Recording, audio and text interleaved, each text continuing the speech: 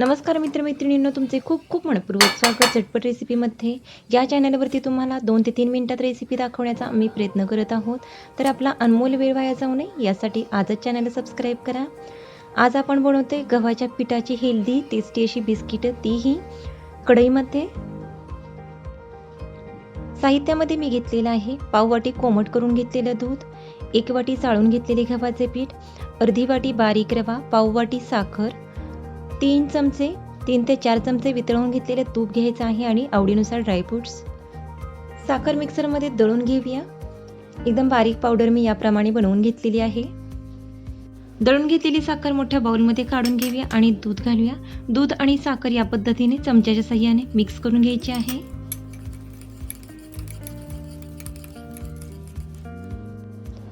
बाउलमध्ये गव्हाचं पीठ काढून घेऊया. बारीक रवा, ड्रायफ्रुट्स आणि मीठ मिक्स करून घेऊया. वितळून घेतलेलं तूप आपण 3 चमचे घालायचं आहे. 1 चमचाभर तूप मी तसंच ठेवलेलं आहे. छानपैकी 2 मिनिट हे तूप आपण पिठाला चोळून घ्यायचं आहे, जेणेकरून खुसखुशीत अशी बिस्किटं होतात. दूध घालूया. थोडं थोडं दूध घालत आपल्याला पीठ मळून घ्यायचं आहे. जास्त सैलसर किंवा जास्त घट्ट पीठ मळायचं नाही. थोडं थोडं दूध ॲड करत जायचं आहे. पहा, या पद्धतीने आपल्याला पीठ मळून घ्यायचं आहे. लगेचच याची बिस्किटं तयार करायला घेऊया. हाताला थोडंसं तूप लावून घेतलेलं आहे. पेढे एवढा गोळा घ्यायचा आहे. या पद्धतीने हातावरती गोल वळून घेऊया आणि तळ हातावरती याला थोडंसं चपटं करून घ्यायचं आहे आणि फोर्कच्या साहाय्याने याच्यावरती आपण डिझाईन बनवूया.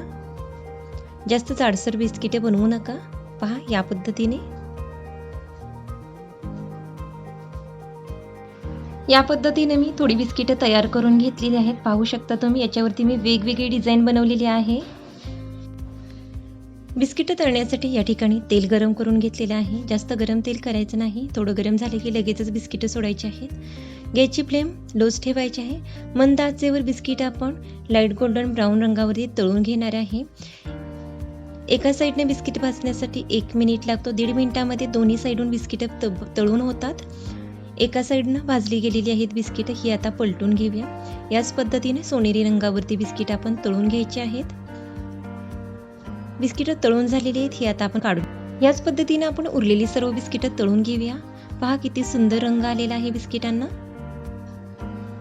आजची बिस्किटाची जर रेसिपी तुम्हाला आवडली असेल तर रेसिपीला लाईक करा, जास्तीत जास्त वेळा शेअर करा. वेळात वेळ काढून तुम्ही रेसिपी पाहिली त्यासाठी धन्यवाद.